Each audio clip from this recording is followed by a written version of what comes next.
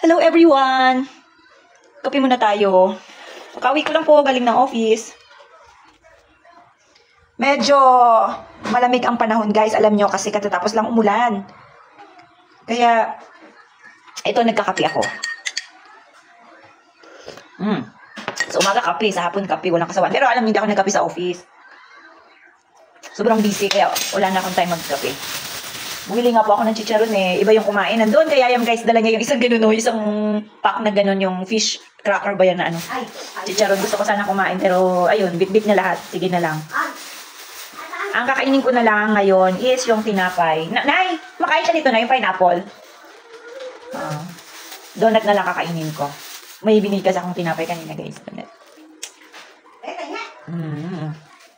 Maganda.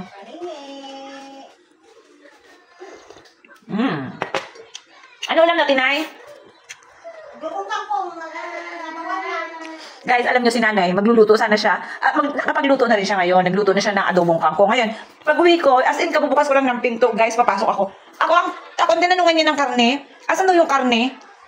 Ano to si Nanay? Kagaling ko lang sa office. Tapos, sabi niya, asan daw yung karne? Dinala ko sa office ang karne. Ayan guys, tapos nagluto na lang siya. Walang karne yung kangkong niya. Hindi ko alam kung anong hinalo niya. Hinaluan niya lang daw ng pork cubes. Hindi niya alam kung saan yung karne. Baka sabi ko kinain ng pusa. Hindi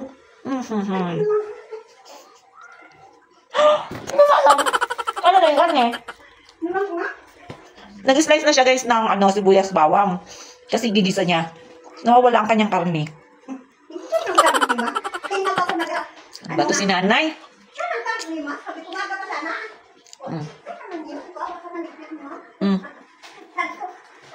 Nakita ko yun dyan kanina yung sa may mababo. Baka natapon mo? Hindi hindi natapon. Ibaray mo na nga. Basta ulam ko isda.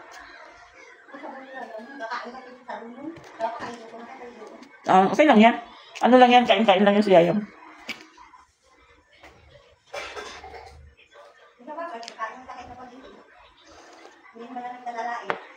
Yung bata kasi guys, alam nyo, ano lang yan sila.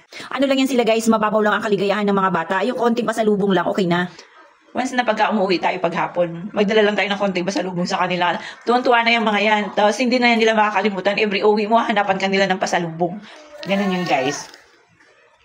Kaya kaganito si Yayang. Every uwi ko guys, pag aalis ako sa morning, magpapasalubong ako yan sa kanya.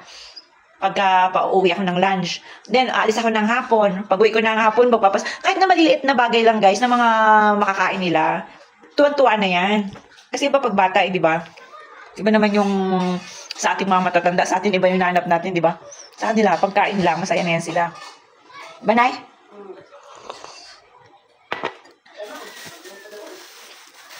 Oo, kagaya ni Nanay. Pagka umuwi siya, nagbabakasyon siya sa kanila, doon sa mga apo niya, nagdadala talaga siya ng pasalubong. Ganon, para maging masaya naman sila. Magmerienda ka, Nanay?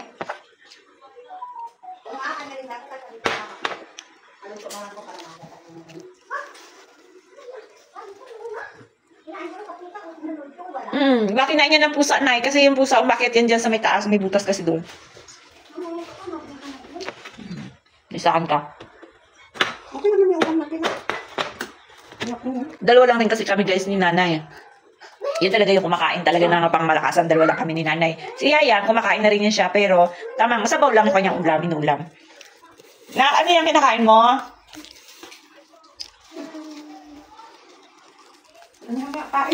Alam niyo guys, masaya ako kanina.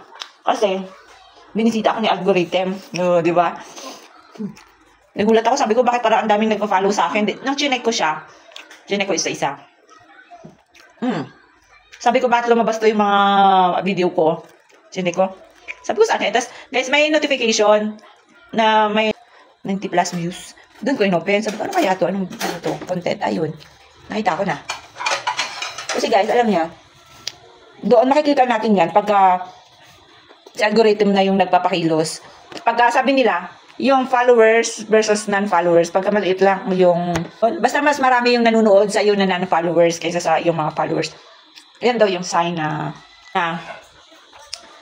nakita na ni algorithm yung mga video na dapat na ipapalawigin or ikalat.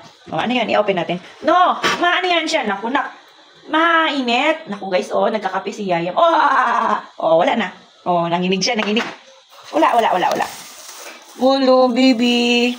Open natin, open. Abi, open ni mami, open. Mahilig kasi yan siya maghigup-higup eh. Open. Siya na ng kape. Tapos, medyo mainit. Sabi niya. Yan na. Nangagaw na naman ng kanyang baso. Kanina kasi guys, pagbaba ko doon sa opisina, mga magsi 6 o'clock na po kasi yun, inantay ko pa na tumila ang ulan. At feeling ko nga guys, nasa labas na ako ng building, kaya may sombrero pa ako dyan, nakahood pa guys, jogging jacket. Pero naramdaman ko rin nga kaagad, kaya tinanggal ko, dahil nga may mga makakasalubong pa tayo dyan, ng mga kaopisina natin guys, nandiyan pa nga sila sa baba. Kaya ayan, dahan-dahan na akong bumaba, dahil alam ko na nag-uwian na rin yung iba. At ayan, nung nandyan na ako sa labas guys, hindi pa pala tapos na umambon. At ayan, sinuot ko na nga yung may hood kong jacket, kasi kadalasan guys, pagka ganito yung jacket na sinusuot ko, mainit, naiinitan ako. Pero ngayon, tag-ulan, kailangan ko ito, hindi ko na kailangan mag-sombrero or magpayong papunta doon sa ating service guys. At ayan na nga, dito ko lang po kasi yan pinapark sa likod. So ayan, bago nga po ako umuwi, dumaan na nga rin po pala ako sa Drugman para bumili ng kailangan ni Yayam. Kasi nga sabi ni nanay guys, paubos na nga raw po yung merienda ni Yayam. So kailangan nating dumaan kasi wala tayong mabibilhan doon malapit sa bahay. At bumili na nga rin po ako ng gatas beer brand guys, para minsan kasi umiinom din po ako ng gatas. At nilalagay din po namin yan sa aming hot cake, sa aming almusal ni nanay minsan.